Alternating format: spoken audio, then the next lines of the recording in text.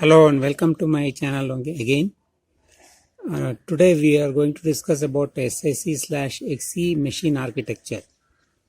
If you want to know about the SIC architecture, I have given the link in the description below. You can just click over there.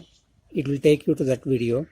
Now we'll discuss about this architecture SIC/XE. As told in that video, you have to remember whenever there is an architecture question asked, you should remember like MRD, IA,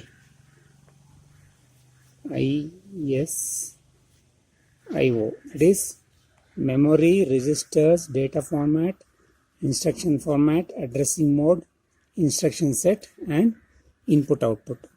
Now coming to memory, the memory architecture for SIC/XE is same as that of SIC, but the maximum available memory here is 1 megabyte, that is 2 power 20 bytes. So there is a change in instruction format and addressing mode. Now coming to registers, the following additional registers are provided along with whatever registers were present in SIC, that is A, X, L, P, C, SW are already present in SIC. Along with these registers, /XE machine has got B, S, T, F as additional registers with the values given like this. For B the number is 3. It is called as base register used for addressing. Then S, the number given is 4. General working register, no special use. Then T, number is 5. This is also general working register with no special use. And F is for floating point accumulator, which has got 48 bits. The number given is 6. Except this, all these three have got 24 bits. These have got 24 bits. Except for floating point number, it is 48 bits. Now we'll talk about the data formats. The same data format is provided in SIC/XE as in SIC, but in addition there is 48-bit floating point data which was not present in SIC machine. The hardware was not supported in SIC machine for floating point numbers, but here it is provided. The format is like this. We have S with 1 bit, exponent 11 bits, and fraction 36 bits. The fraction is between 0 and 1. The exponent is interpreted as unsigned binary number between 0 and 2047. So this can be represented as F into 2 to the power of E minus 1024. Here E stands for exponent and F stands for fraction. Sign of floating point number is interpreted by the value of S. If it is 0, it is treated as positive number. If it is 1, then it is treated as negative number. The value of 0 is represented by setting all bits including sign, exponent and fraction to 0.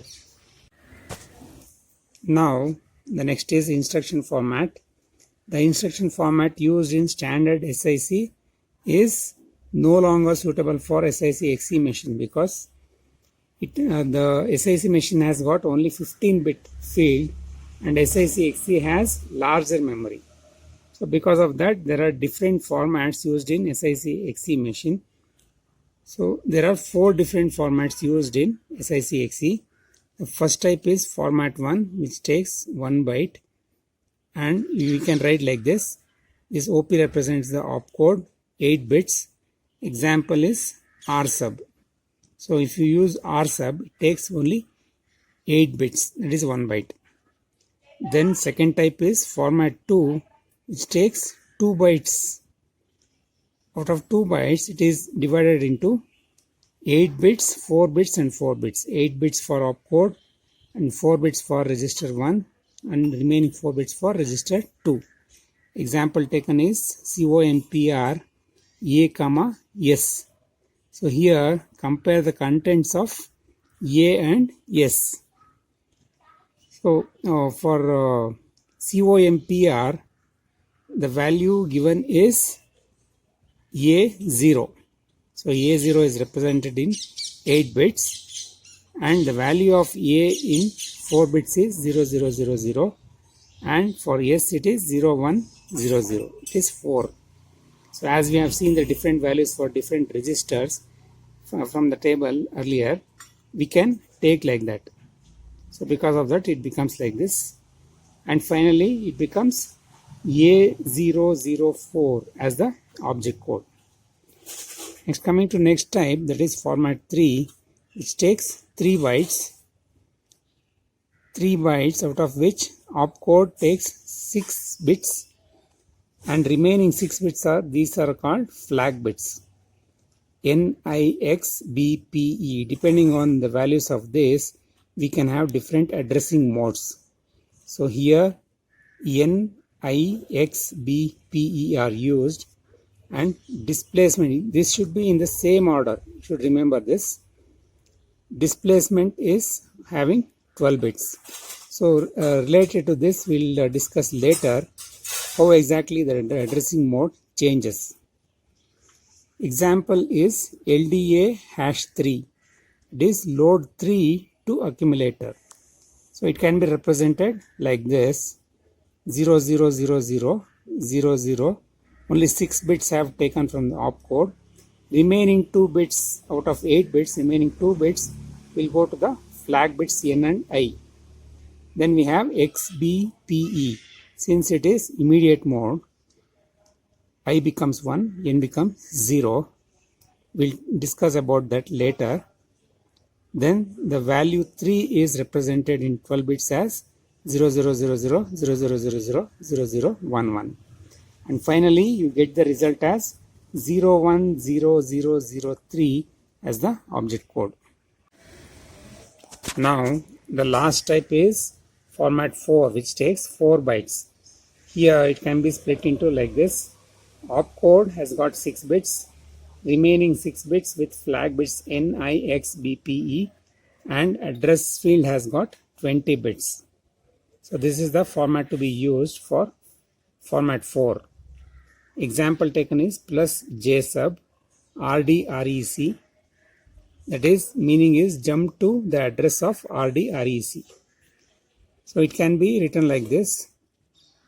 JSUB has got the value 401010, and this is going to be changed. We'll talk about this later. As I told, 110001. This 1 indicates this is the extended format. It is format 4.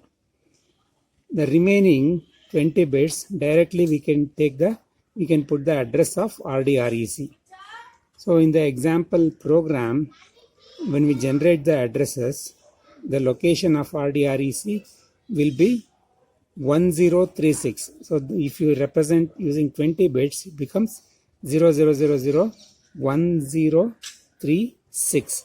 So finally we get 4B101036 as the object code. Next, coming to instruction set. SIC-XE provides all of the instructions that are available in standard version, that is LDA, LDX, STA, STX we had in standard version, etc. In addition, for load and store we have LDB, STB, etc. because BSTF have been added. For floating point arithmetic operation we have ADDF, SUBF, MULF, DIVF are also there. Then apart from that, instructions that take operands from registers. Besides RMO, that is register move, instructions,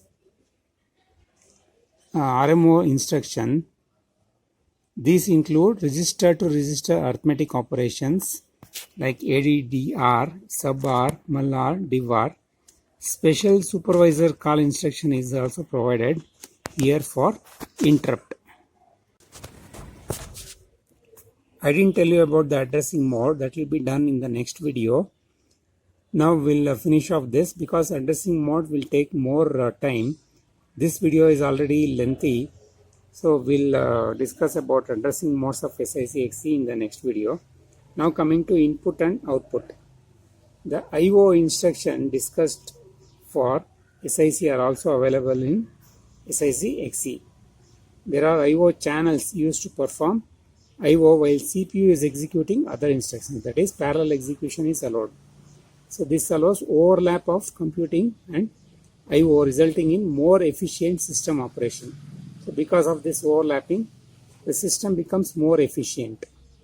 So we have instructions like SIO, TIO and HIO, which are used for start, test and halt the operation of IO channels.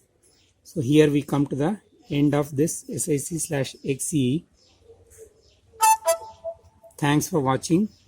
Please subscribe, like, share and comment for your doubts and all. Thank you.